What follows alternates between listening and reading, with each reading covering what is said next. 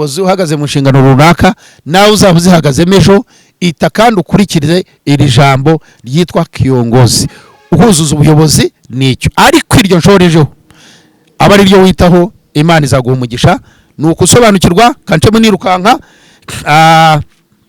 emera kugisha inama no kugirwa inama sobanukirwa imico yabuyoboye gatatu tanga urugero mu bikorwa apana mu magambo gusa vuga ibyo uzashobora gukora cyangwa gushyira mu bikorwa wibeshya abantu hereza ububasha abo uyoboye nabo bakore kugira ngo bakwereke ibyo bashoboye kuraho ikimenyane mu kazi kuko bitera akarengane cyangwa se kumira akarengane kubuyoboye wituma barengana cyangwa barenganywa kumira ibibazo mubo uyoboye iyo bavuga ngo umutekano w'u Rwanda nta kindi excellence n'umwarimu mwiza twakwigaho byose nzamuvugaho yego byihariye ariko n'umwarimu mwiza wibanda ahakomeye iki kintu cyanyuma aya magambo abiri ya nyuma niyo yonyine ushatse wakwiyumvira ibiganiro bye kumira ibibazo kubo uyoboye bakorera umutekano bacungire security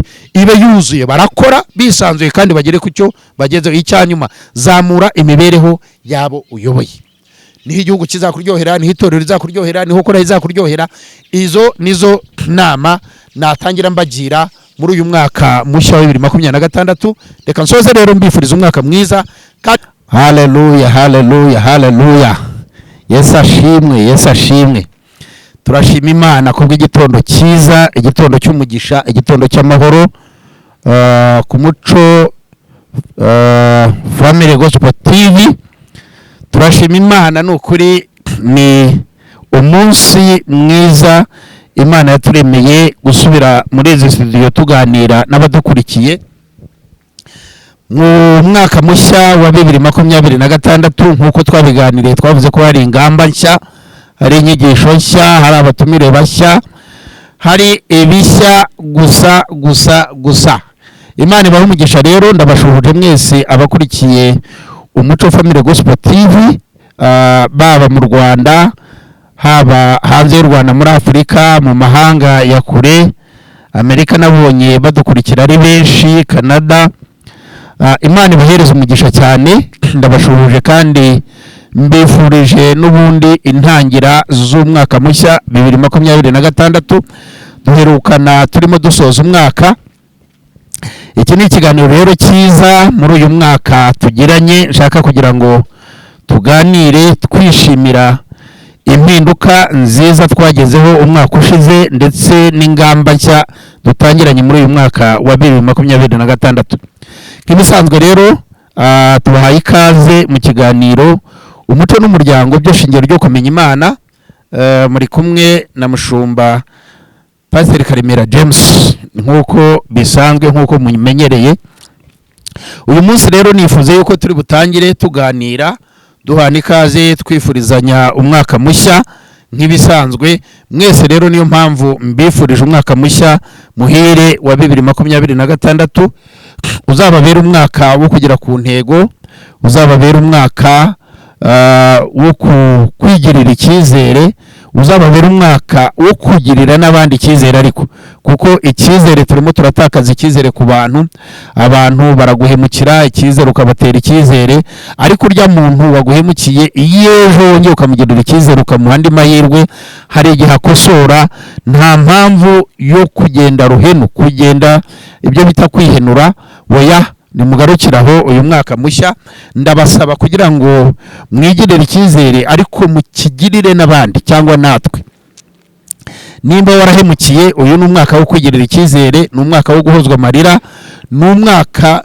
wowe ubyumva wowe ubyemera ni umwaka w'amahirwe y'Imana rero wikwima ayo mahirwe cyangwa ngo uyime abandi Imana ibahereza umugisha cyane uyu munsi mu kiganiro cyacu umuco n'umuryango byo shingiro ryo kumenya Imana ndashaka kugira ngo ntabwo iki kiganiro ntabwo ndi batindire kuko ibiganiro birahari abatumirwa barahari ndetse benshi abapasteri abakozi b'Imana abahanuzi uyu munsi nifuje yuko dutangirana n'akantu kagufi kadatwaye igihe kinini katarambiranye ariko nanone karimo ubwenge bwinshi.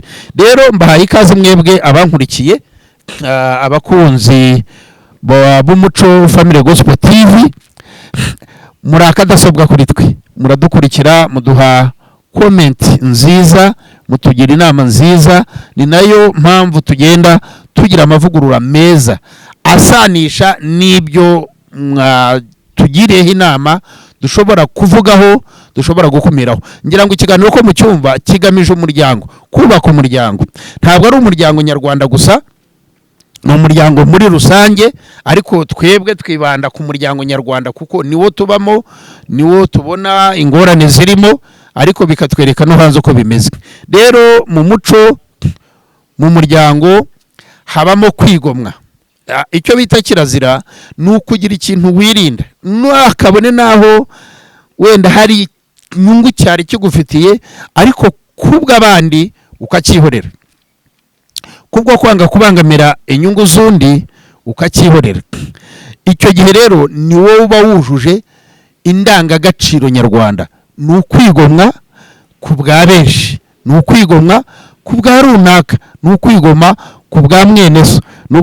Rero rwose ndagira ngo uyu mwaka reka mbasubizemo icyizere mvuga ngo Imana irabakunda. Icyo ni icya mbere.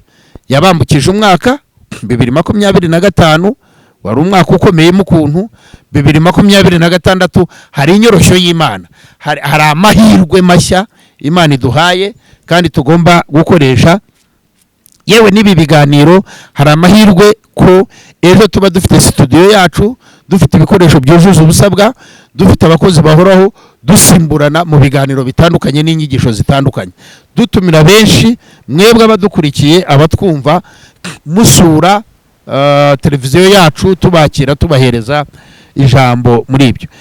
Rero ni umwaka mwiza, ni umwaka w'amahirwe kuri buri wese. Reka mbibifurize rero, mbahe ikaze nyine muri iki kiganiro. Nari mbabwiye nti ndashaka ko tuganira gato, ni ijambo ry'igiswahili ariko ndi busobanuye no mu Kinyarwanda. Ni ijambo rivuga ngo umuyobozi. Mu Giswahili baravuga ngo kiongozi, noneho bakavuga ngo maana ya kiongozi.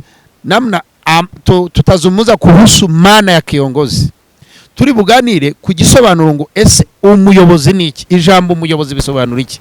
Muri bunyihanganire ndi burivuge mu Giswahili kuko bene data bo muri Tanzania barankurikira ari benshi. Mfite inshuti zanjye, mfite amatorero, mfite abapasteri b'inshuti zanjye, nizeyo nagize inshuti nyinshi, ndetse no hanze yivuga butumwa naho mfite abantu. Rero ndashaka kugira ngo nze kwitsa kuri aka kantu, ni ijambo nize nsobanukirwa neza impamvu yaryo muri urwo rurimi rw'igiswahili nyine. Ni nayo mpamvu ndi burisobanure mu Giswahili, ariko nkaza kugerageza kugenda nsobanurira abumva Ikinyarwanda batarimo kumva Igiswahili neza. Haleluya, haleluya. Imana ibahumugisha. Rero nifurije umuryango, abashakanye, ishya n'ihirwe muri uyu mwaka 2026, no gukemura ibibazo, no kumvikana, kuzamura urukundo aho kugira ngo rugabanuke ruzamuke. Ariko igikomeye cyane ni ukoroherana. Ijambo koroherana Yesu yarisubiye inshuro nyinshi cyane muri Bibiliya. Ndabasaba kugira ngo mworoherane muri uno mwaka, kuko ni umwaka w'amahirwe ku miryango, kububatse. Ni umwaka w'amahirwe ku bagiye kubaka, bazubaka neza. Abajene banyumva biteguye kurushinga muri uyu mwaka 2026, cyangwa se bapanze ko 2026 itabasiga bari singo, ahubwo bamaze kwimariya, bafite famiye, ari umugabo ari umugore, nabo hari amahirwe Imana ibaha muri uyu mwaka. Ni umwaka w'amahirwe rero reka mbifurize ikaze muri iki kiganiro. Reka nk'ibisanzwe dutangire dusenga, twiragiza Imana, tubasengera ari abadukurikiye, n'abandi bashobora kuzatwumva ejo n'ejo bundi, kuko isengesho ni ikintu cyubaka ubuzima burambye. Imana ibaho umugisha. Reka munyemerere duce bugufi dusenge. Uwiteka umuremyi w'ijuru n'isi, tuguciriye bugufi, turagushimye kuri iki gitondo cy'uno munsi, umunsi mwiza waduhaye kubaho, ari nge ari n'abankurikiye banyumva hirya no hino kuri icano yacu ya televiziyo yitwa Umuco Family Gospel TV.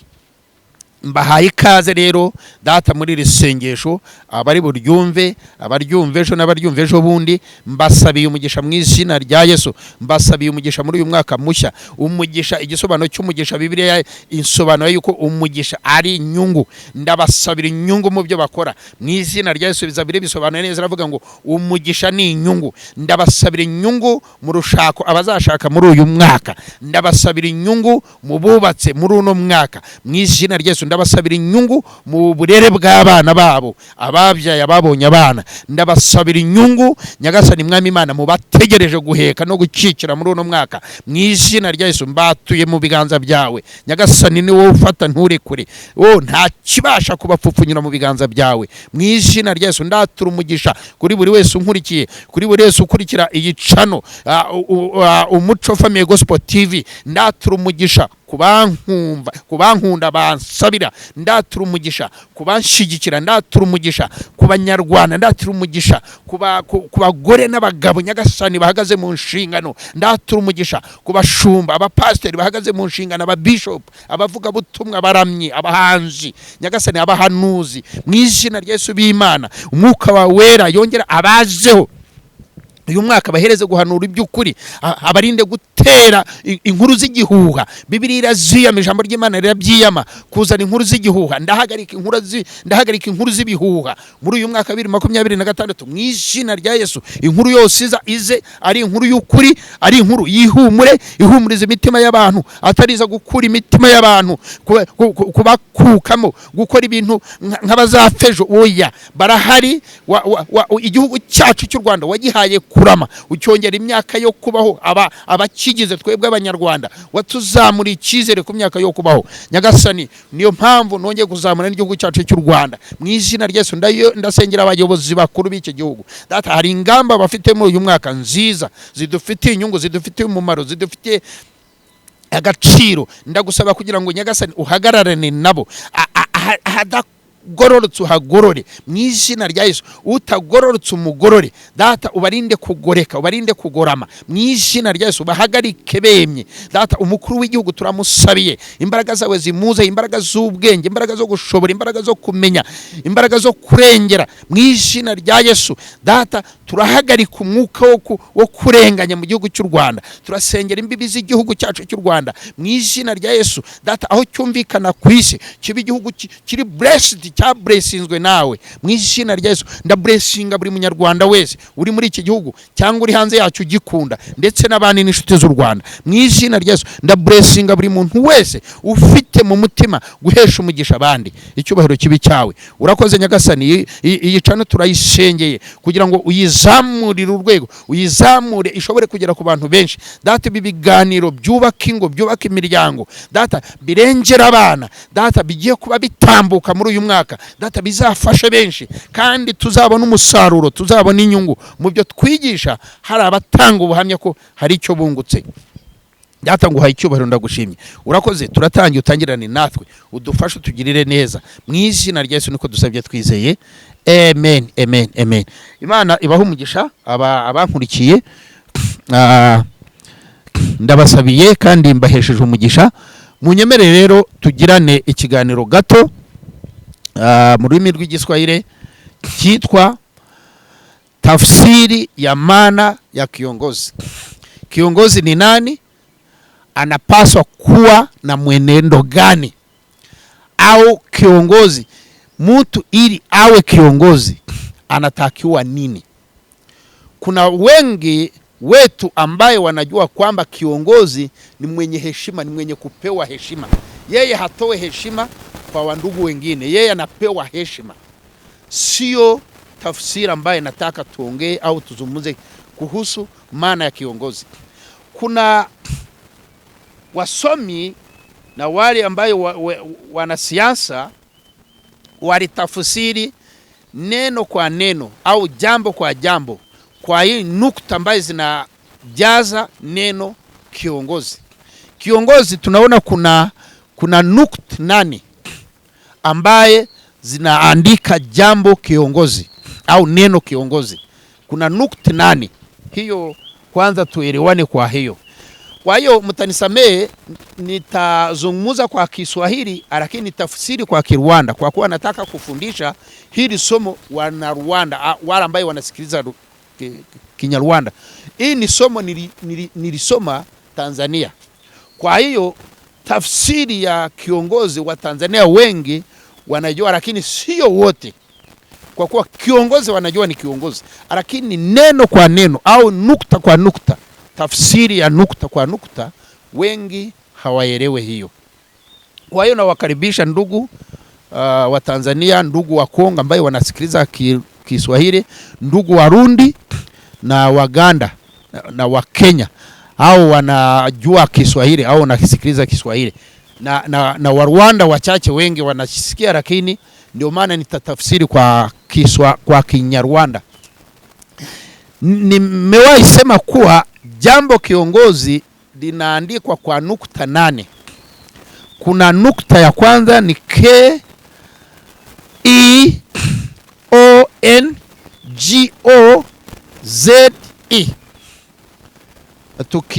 Tukisoma nukta hizi kwa Kiswahili kwa Kiingereza ni KIONGOZE.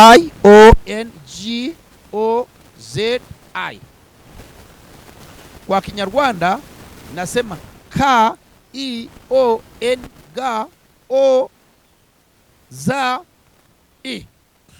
Kwa hiyo hili jambo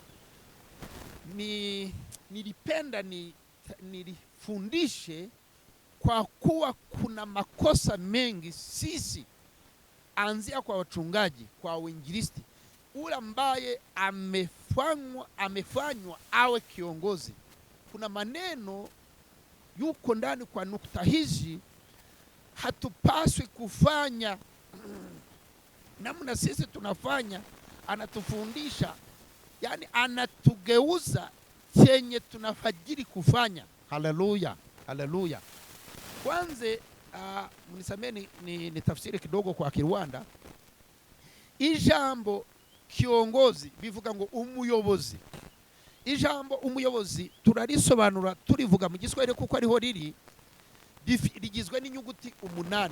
Turivuze mu Giswahili, hapana kurishyira mu Kinyarwanda. Gushyira mu Kinyarwanda ho ndibusobanure gusa. Ubwo nzashaka umwanya wo kurisobanura mu Kinyarwanda. Ni ijambo rigizwe n'inyuguti 8. Inyuguti ya mbere yitwa K, iya kabiri kitwa I, iya gatatu kitwa O, iya kane ni N, iya gatanu ni G, iya gatandatu ni O, iya karindwi ni Z, iya nyuma ariyo ya 8 ni I. Bisobanuye kiongozi, umuyobozi. Iri jambo rero impamvu narisubiyeho nuko umuntu wese ubaye umuyobozi anyuranya n'iri jambo. Aba bene data izindi ndimi z'amahanga zikunda gusobanura ibintu neza kuruta gatoya mu Kinyarwanda.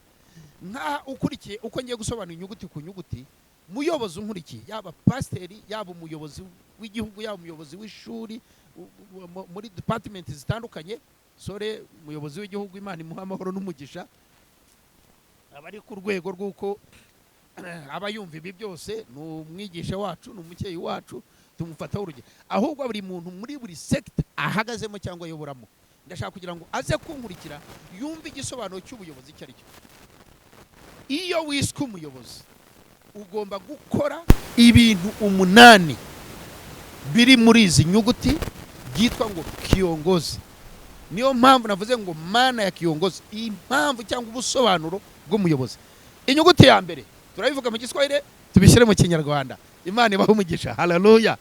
Inyuguti ya mbere avuga ngo kiongozi. Ki mu Giswahili bayisobanura ngo kubali, ushauri au kushauriwa. Ki nshize mu Kinyarwanda, mu Giswahili bavuga ngo kubali, kushauri na kushauriwa. Umuyobozi inyuguti itangira avuga ngo n'umuntu wemera kugisha inama cyangwa se kugirwa inama. Haleluya. So rero nimba wumvaga uri umuyobozi muri sector urimo, haba mu bigo by'amashuri, haba mu nzego zibanze, haba mu nsengero, haba mu ahantu henshi, mu mahoteli n'iki, uri umuyobozi ukaba wumva yuko intego yawe ya mbere ari wowe decision maker, nibyo ni wowe ufata icyemezo cya nyuma, ariko kivuye he? Kivuye mu kukugisha inama cyangwa kugirwa inama. Utemera kugirwa inama, utemera kugisha inama, ntabwo uba wujuje impano y'ubuyobozi. Nyine ubwo ubu mutegetsi niko tujya tubivuga, iyo umuntu akoresha inkoni y'icyuma avuga umutegetsi. So iyo nyuguti ka isobanura ngo emera kugisha inama cyangwa kugirwa inama. Haleluya. Inyuguti ya kabiri ni i, ki, ubwo ni ka na i. I iso ihagarariye ngo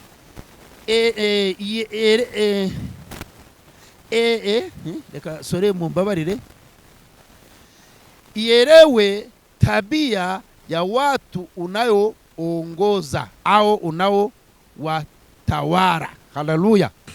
Nukuvuga ngo iravuga ngo sobanukirwa cyangwa menya abantu, ingeso z'abantu uyoboye, uhawe kuyoborwa cyangwa se uhagarariye. Erewa, sobanukirwa ingeso z'abantu uyoboye, nibwo uzashobora kubayobora neza. Haleluya. Izo ndimo ndasubira ku ijambo bita umuyobozi, inshingano z'umuyobozi cyangwa se umuyobozi uwo ari we. Haleluya. Umuyobozi ni ingingo ya mbere, ni ukumenya ngo ni umuntu wemera kugisha inama no kugirwa inama. Inyuguti ya kabiri kavuga ngo ni umuntu ubanza gusobanukirwa ingeso zabo ayoboye.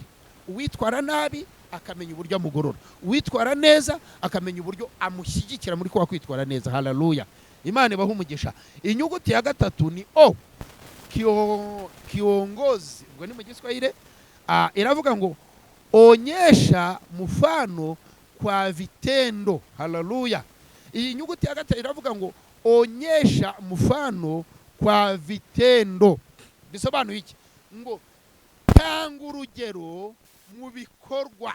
Haleluya. Umuyobozi ni iki? Umuyobozi nutanga urugero mu bikorwa, apana mu magambo, apana mu mategeko, apana mu kuvuga, oya, mu bikorwa. Uwo niwe muyobozi ndimo gusobanuraho uyu munsi.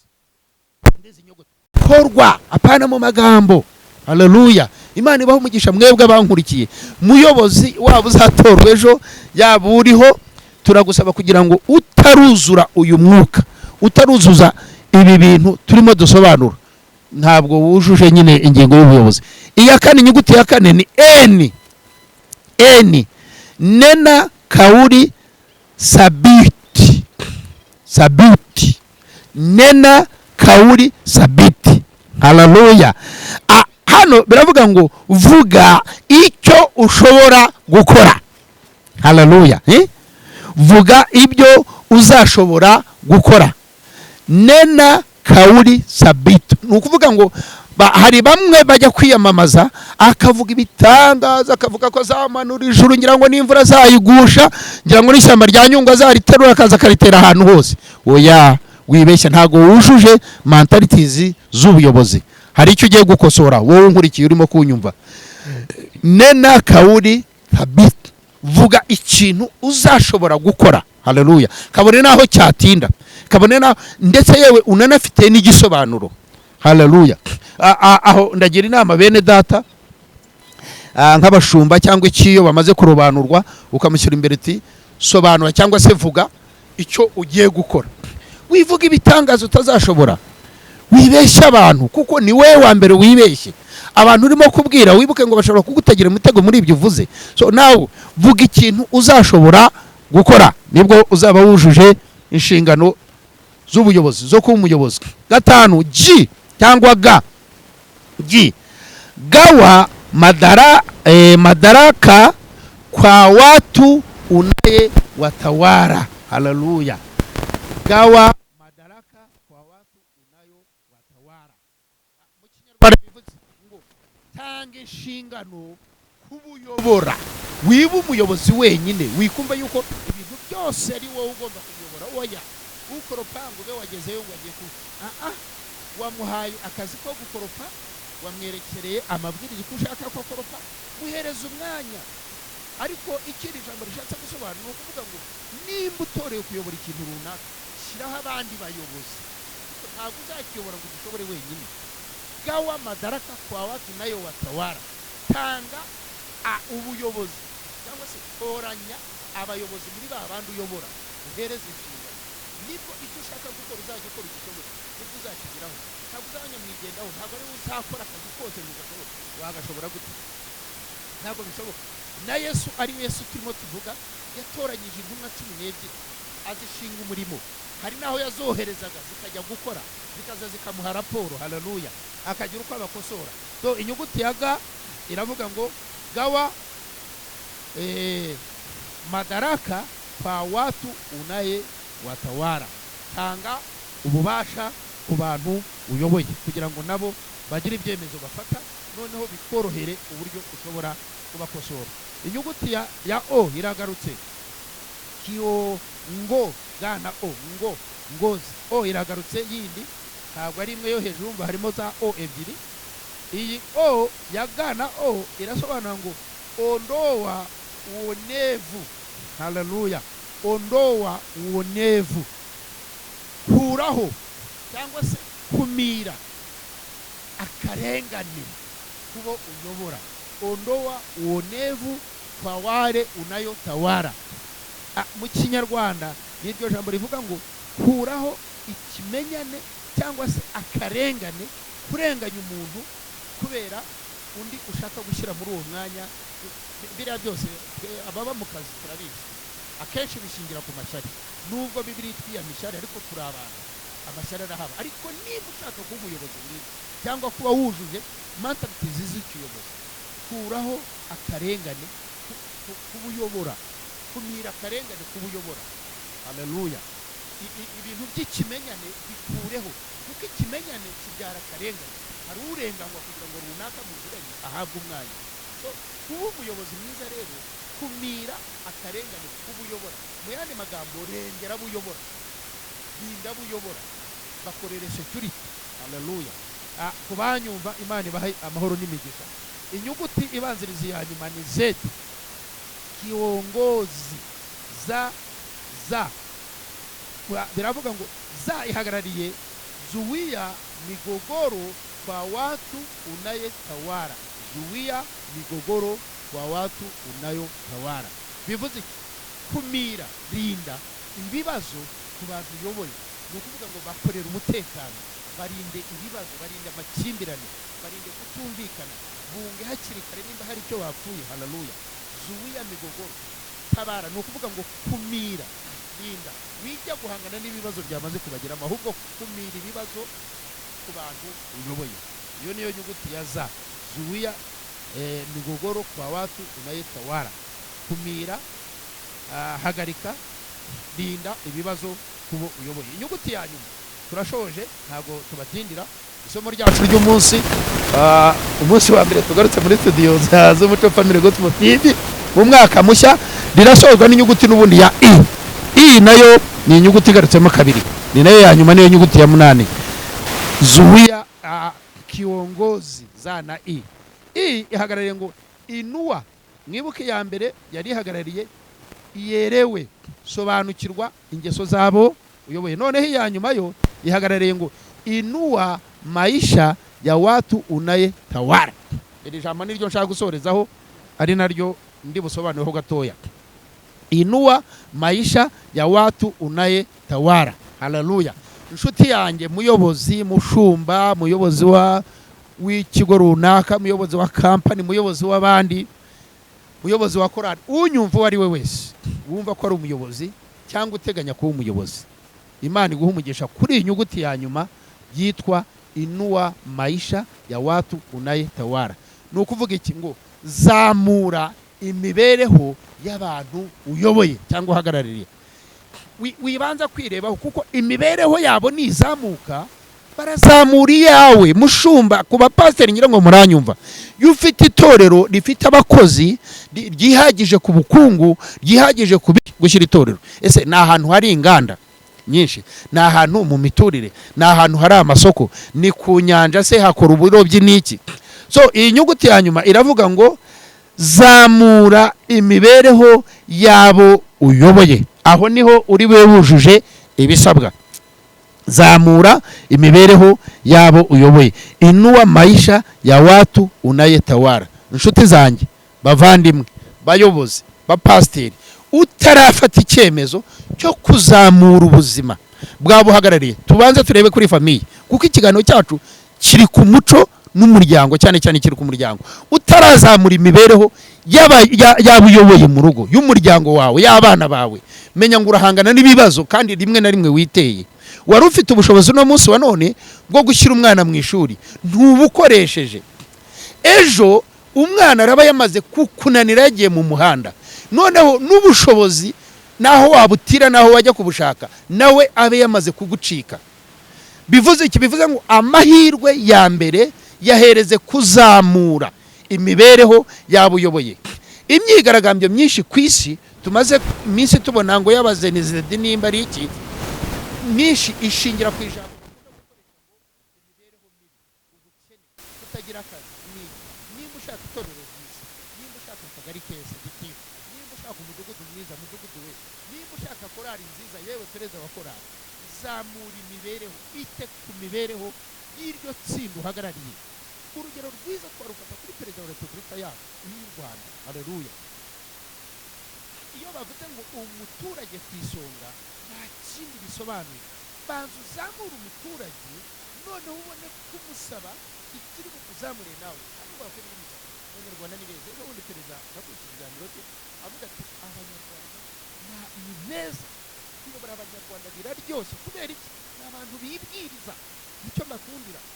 Nimba uyoboye itorero ryiza, ukabashakira akazi, ukabasengera, ukabavuganira, bakabaho amakampani, hakabaho imishinga bakajyamo bagakora, nta warusha umunyarwanda kwibwiriza kugirira neza umushinga we. Nujya kubona ukabona biteranyije nk'itsinda runaka bagakora mobilizasiyo yabo mu ibanga, ukabona bubakiye umushumba wabo inzu, ejo bakavuga ngo yibye ibiki ngo yagiye kuzimuhoya. Iyo abanyarwanda ubitayeho bakubaka biri kukwitaho, ibyo ni ibanga mbibi, ariko ntimuzagiye kujya kubikoresha. Ngicyo rero ikiganiro dutangiranye uyu mwaka, ndagira kugira ngo mpugure abayobozi. Kubera iki ntangiranye iki kiganiro? Ndashaka yuko uyu mwaka dutangira inyigisho zacu, inyigisho z'imiryango. Utubatse umuryango ntabwo wakubaka igihugu ngo bishoboke. Udakumiriye umuco ntabwo wabeshaho watunga umuryango ngo bishoboke. Mumbabarire gatoya abankurikiye, nyobora umuntu kuri telefoni, munyihanganire gato nze dusenge dusoza n'ubundi. Imana ibaha umugisha. Ubu nawe n'uwo nayoboraga kandi mu nshingano ufite nazo zirimo. Reka nsoreze kuri iri jambo mvuga ngo umuyobozi ushaka kugubwa neza muri uno mwaka niyite kubo ayobora. Ushaka umugisha nabasobanuye ko Zaburi ibisobanura ko ari inyungu. Ushaka inyungu nziza muri uno mwaka niyite kubayobore. Ita ku muryango wawe, ita ku itsinda Imana yaguhaye guhagararira, ita ku itsinda perezida wa repubulika yaguhaye guhagararira. Ubwo nageze mu bayobozi, so aho niho muzagubwa neza, niho muzunguka, niho muzabona ituro. Abapasiteri dukunda ituro, ntabwo ari twe turikunda gusa kuko nuko ariko twe turyita.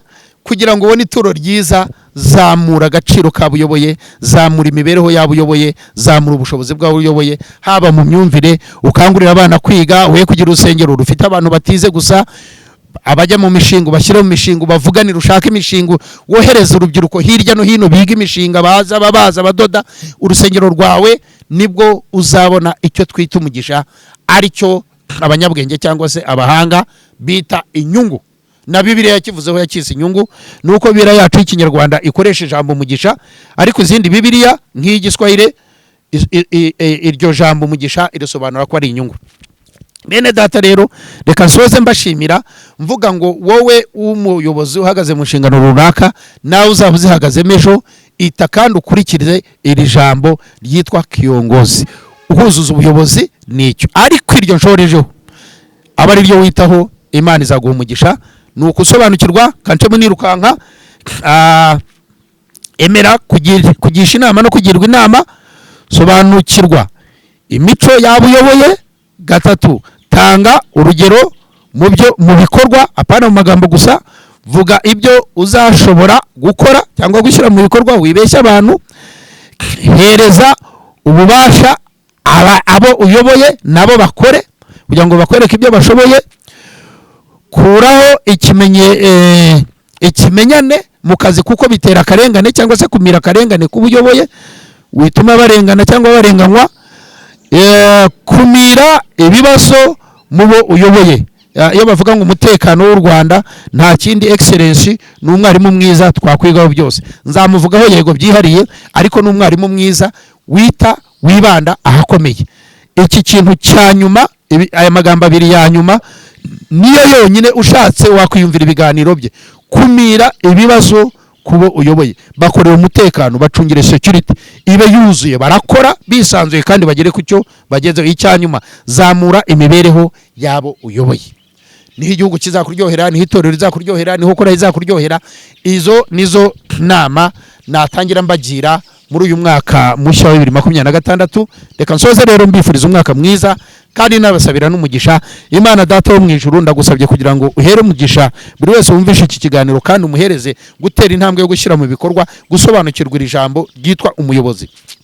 Kuko ijambo rya rirambwira ngo iyo umuyobozi ayoboye neza, igihugu kigubwa neza, kibona umugisha, kibona inyungu. Nuko rero ndagusabira buri muyobozi wese, yaba guhera kuri perezida wa repubulika kugeza ku hasi no kuri batwebwe abapasteri n'abandi bahagariye andi mashami, mu izina rya Yesu uyu mwaka bahereze gushyira mu bikorwa igisobanuro cy'ubuyobozi. Urakoze, uhereze umugisha abadukurikiye, mu izina rya Yesu niko sabye nizeye, amen amen. Nshuti bene data, rero mwari mukuri iki kiganiro umuco n'umuryango byo shingiro ryo kumenya Imana, mwari kumwe na Mushumba Karemera James. Turabasaba kugira ngo mukurikire, dukeneye comments zanyu, gukora share ibiganiro bikagera kuri benshi, kuko hari utacyumvisha ariko ejo ushobora kucyumva. Gukora subscribe kuko hari abatarazikora, hari n'abazikora ntibarebe. Mubikore kuko iki ni ikintu kigamije kurokora umuryango. Gira uruhare rero mu mibereho myiza y'umuryango, gira uruhare mu mibereho myiza y'abashakanye, gira uruhare mu mibereho myiza y'abazashakana, kuko twasabiye umugisha abazashaka muri uno mwaka bazashake batanga ituro, kuko ruzaba urushako rwiza mu izina rya Yesu. Cyane cyane niba baje mu ruhongore, hari aho turimo gutegura tuzajya twigishiriza abagiye gushaka, kuko ntibakibona n'uwo mwanya.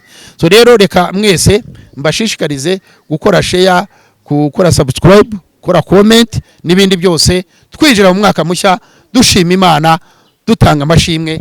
Shalom shalom, Imana ibahe umugisha.